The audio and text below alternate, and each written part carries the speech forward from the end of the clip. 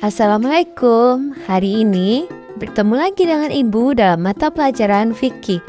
Materi yang akan kita bahas hari ini yaitu mengenai mahkum fi dan mahkum alaih. Apakah di sini ada yang tahu apa itu mahkum fi dan mahkum alaih? Apa sih Bu itu mahkum fi dan mahkum alaih? Soalnya Ahmad belum pernah mendengar ataupun mempelajari tentang hal tersebut.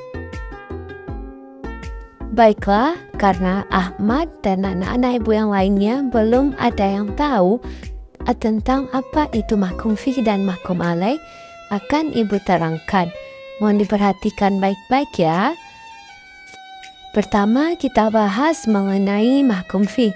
Mahkum fi itu merupakan perbuatan mukallaf, itu orang yang dewasa dan sudah berakal, yang berhubungan dengan hukum syara.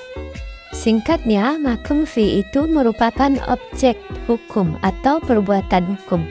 Adapun macam-macam hukum syara yang ditimbulkan dari mahkum fi ini ada 5, yaitu wajib, sunnah, mubah, haram, dan juga makruh.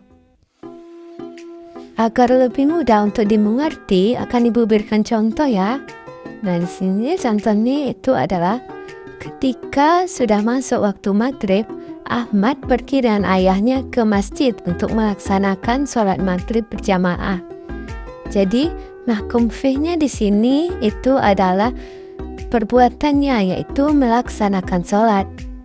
Adapun akibat hukum syara yang ditimbulkan dari perbuatan Ahmad itu adalah wajib. Yang mana dalilnya itu ada dalam Quran surah Al-Baqarah ayat 43 yang berbunyi, A'udzu billahi minasyaitonir rajim. Bismillahirrahmanirrahim. Wa aqimus salata wa atuz zakata waruk'u ma'ar raki'in. Yang artinya, laksanakanlah salat, tunaikanlah zakat, dan rukuklah bersama orang-orang yang rukuk. Selanjutnya, apa saja sih syarat-syarat dari mahkum fi ini? Ada 2. Yang pertama, mukallaf mengetahui perbuatan yang ia lakukan.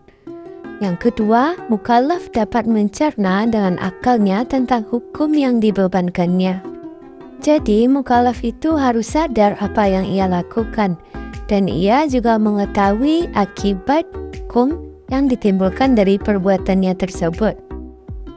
Oke, selanjutnya kita masuk kepada pembahasan yang kedua, yaitu mahkum alaih. Apa sih mahkum alaih? Mahkum alaih itu merupakan seorang mukallaf atau orang yang sudah dewasa dan berakal yang perbuatannya itu sudah terbebani hukum.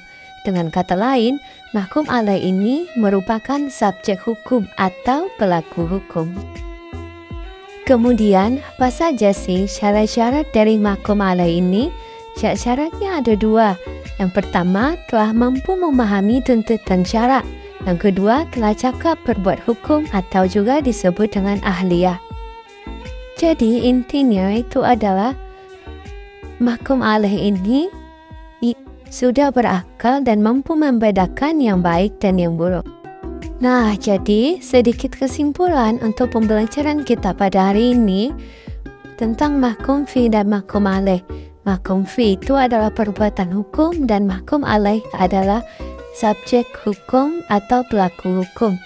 Yang mana syarat dari keduanya itu adalah ia harus seorang mukallaf, itu orang yang sudah dewasa dan berakal, yang mengetahui perbuatan yang ia lakukan serta akibat hukum yang ditimbulkannya. Baiklah, untuk pembelajaran kita hari ini kita cukupkan sampai di sini. Dan jangan lupa mengulang-ulangnya lagi di rumah ya. Kita tutup pembelajaran kita hari ini dengan mengucapkan Alhamdulillahirrabbilalamin. Ibu tutup dengan mengucapkan Assalamualaikum warahmatullahi wabarakatuh.